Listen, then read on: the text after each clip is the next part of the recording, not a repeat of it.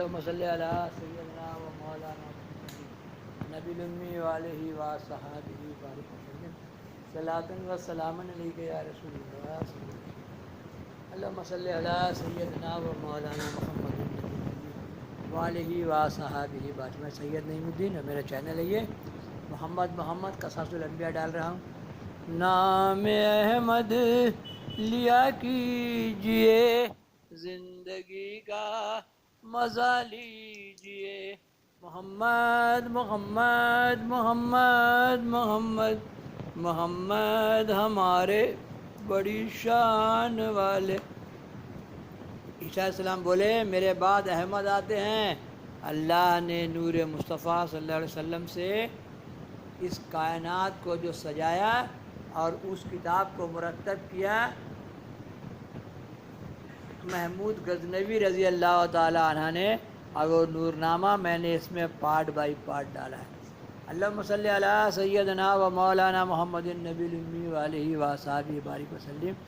ایوب علیہ السلام کا کچھ باقی نہیں رہا.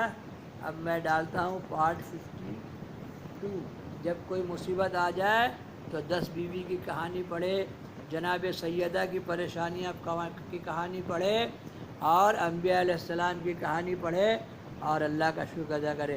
آپ سے فرمایا شکر ہے، ہنوز جان باقی ہے، جو بہتر ہے سو ہے. پھر دوسرے دن 4 بیٹے 3 بیٹیاں معلم کے پاس پڑھتی تھیں. اتفاقاً معلم کسی کام کو مکتب سے نکل گیا تھا. آ کے دیکھتا ہے کہ لڑکے بالائی چھت کے نیچے سب دب کر مر گئے.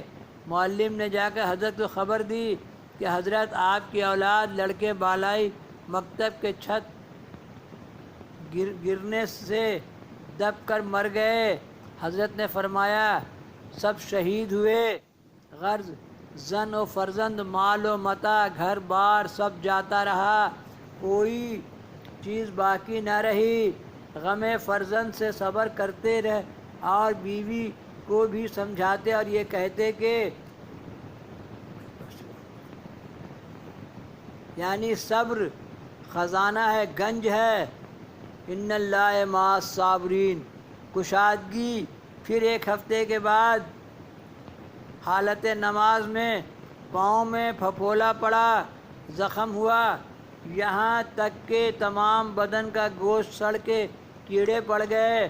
باوجود اس کے تجھ پر بھی خدا کی بندگی میں سستی نہ کی اور عبادت زیادہ کرتے. ایک جگہ پر پڑے رہتے، اٹھنے بیٹھنے ہلنے ڈولنے کی طاقت نہ تھی. اس طرح 4 برس تک ضعیف فرش رہے، یہاں تک کہ آنکھوں میں کیڑے پڑ گئے تھے. خویش و اقربا، اپنا بیگانہ محلے والے، ان سے نفرت کرنے لگے. سب سے رشتہ چھوٹ گیا. 4 بیویاں تھیں، مطلقہ ہوئی. صرف ایک بیوی رحیمہ ہی نیک بخت تھی، خدمت میں حضرت کے رہ گئی اور بولی کہ حضرت، جیسا کہ آپ کی صحت و تندرستی میں اور دولت و نعمت کھانے پینے میں شریک تھی، اب اس مصیبت میں بھی شریک رہوں گی، تمہاری خدمت کروں گی، رنج و مصیبت اٹھاؤں گی. یہی وسیلہ میرے نجات کا دونوں جہان میں ہے.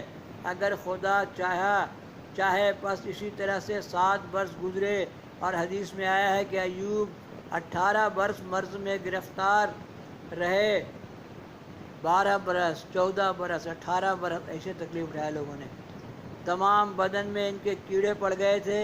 ان کی بدبو سے محلے کے لوگ تنفر کرتے اور کہتے کہ ہم کو ان کی بدبو سے محلے میں رہ نہیں سکتے. خدا نہ خواستہ ہم ڈرتے ہیں کہ ان کی بیماری ہم پر سرشت کرے گی تو ہم مارے جائیں گے. اس لیے لوگوں نے اس سے گاؤں سے حضرت کو رہنے نہ دیا اور خویش اقارب کسی نے نہ پوچھا.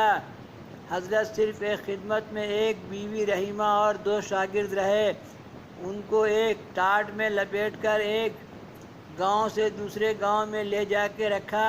پس روتے تھے اور کہتے تھے یا اللہ ہماری سرداری کہاں گئی، زن اور فرزند عزیز میرے کہاں گئے، آج کوئی نہیں مگر تو ہی ہے میرا مالک اور رحم والا۔